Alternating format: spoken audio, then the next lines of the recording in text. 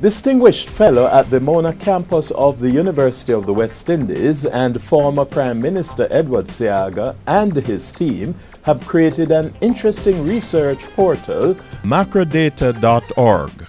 It's a useful and credible addition to the arsenal of data from institutions such as the Bank of Jamaica and the Planning Institute of Jamaica. Mr. Seaga and his team used it to show me how the theory that a depreciating dollar will improve a country's earnings is not applicable to Jamaica. Now, I spoke with him recently at his Mona office. Now, Mr. Seaga, you have a new and fascinating venture, macrodata.org, and the data from that portal certainly supports your view that a weakening exchange rate has not really benefited Jamaica. Explain to us why. The weakening exchange rate is supposed to create cheaper exports. In our case, it does not, because our main exports are tourism, bauxite alumina, and export earnings from remittances. And when the exchange rate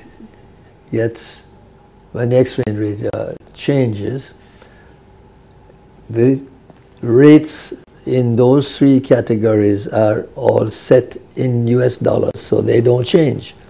So it doesn't make the tourist room, hotel room any cheaper.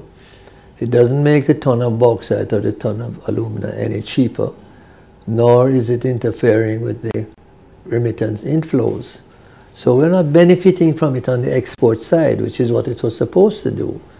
What happens, in fact, is that by the weaker exchange rate, by devaluation or depreciation, prices go up because it costs more to import.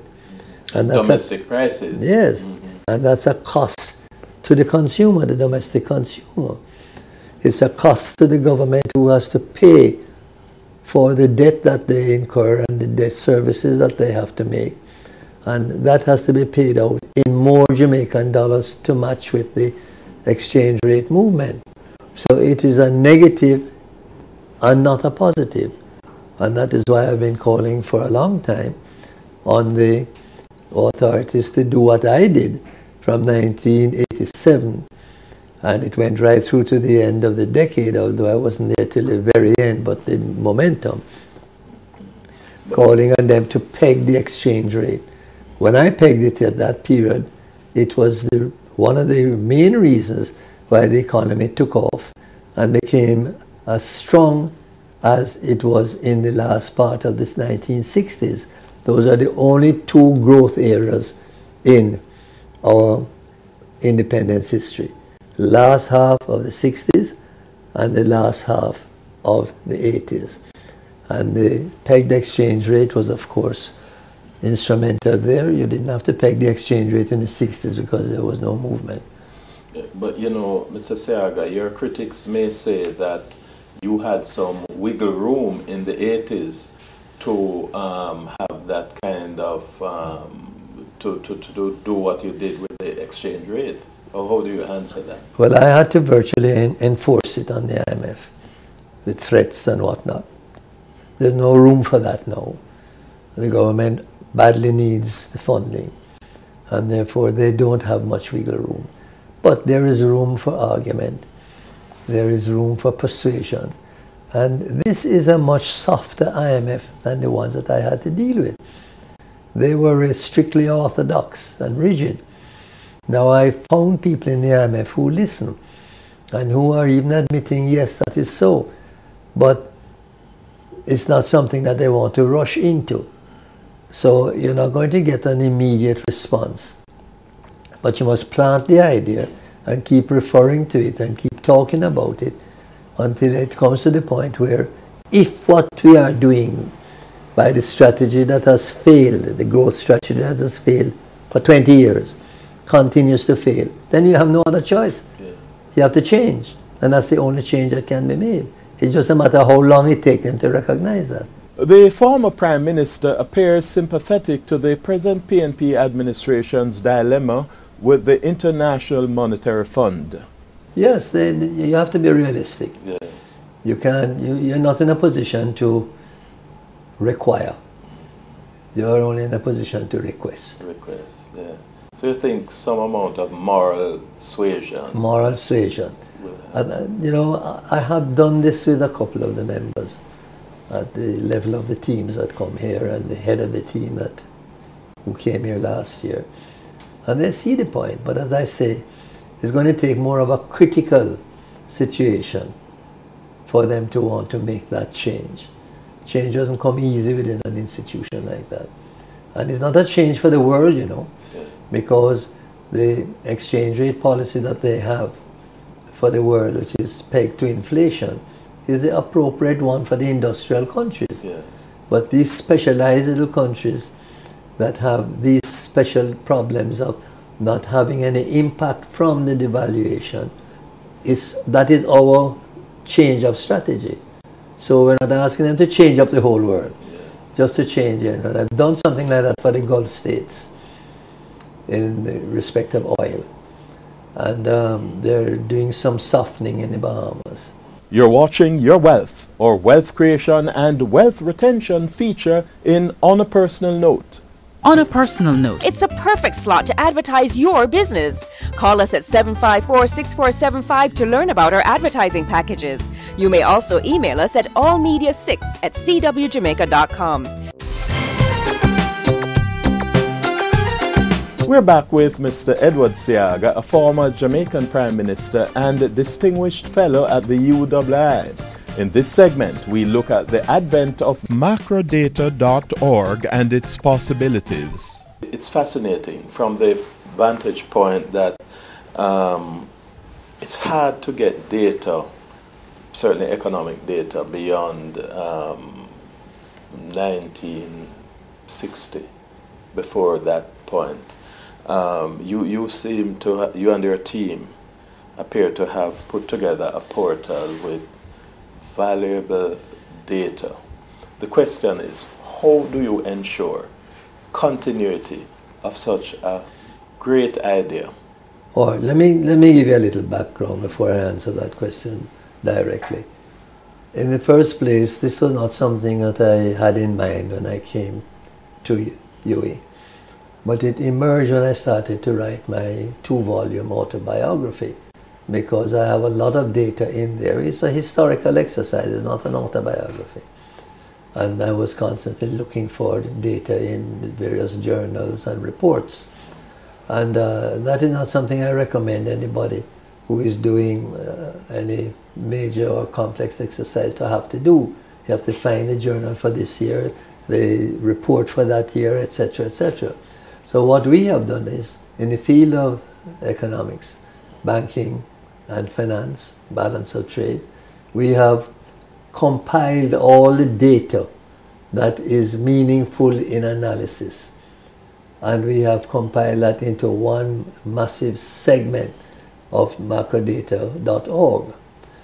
Now, macrodata.org consists of not just the economy, but education, the environment, tourism, population, health, etc., a number of other categories. Those are not as rich in data as the economy. So the economic section predominates. But it's part of the report. Now that report has 700 different lines of entry of variables. 700 odd lines. And the figures that are entered along each line is a year. Each line is broken up into decades, a year at a time, so that it has 5 decades of entries. When you add that all back together, you come to nearly 40,000 entries. So it's massive.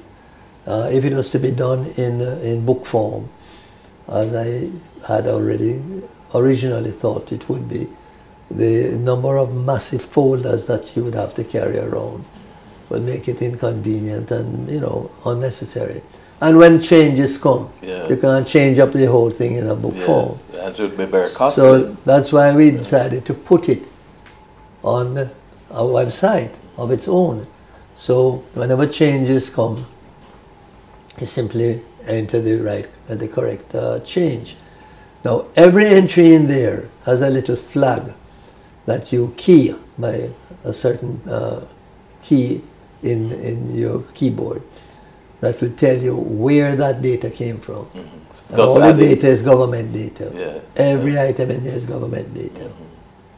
Thus reinforcing the credibility of exactly. Exactly. No, back to my original question though. To maintain this fascinating site will no doubt take money. As you were wont to say, it takes cash to care. Now, to care for that website, some kind of monetization may be necessary. It may take the form of advertising when the site begins to attract millions of viewers or users, or it may take some funding from one of the multilaterals. How do you see this going? Because something like this needs to be maintained.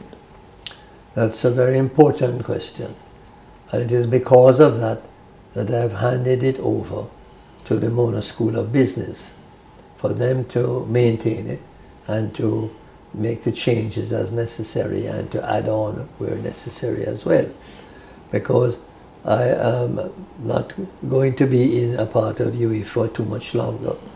And at the same time, I don't have the capacity to do that because this is not something that you're earning any money from. But it has to be done. So Mona School of Business is now refreshing the site as we go along. And we're adding more stuff on as we go along too.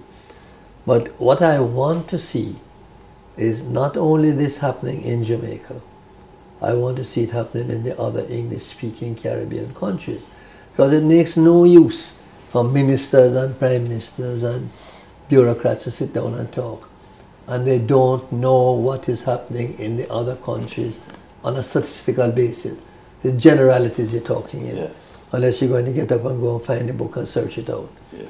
So, if this was happening in all the other countries, then you'd have a compilation for each country and a Caribbean English-speaking network compilation.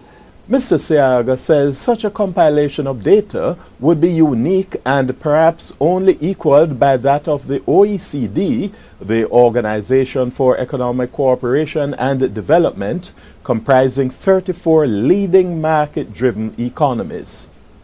A thought-provoking edition of Your Wealth. Do email your feedback to me at allmedia6@cwjamaica.com or via Twitter at OwenJamesJA. Thank you for watching.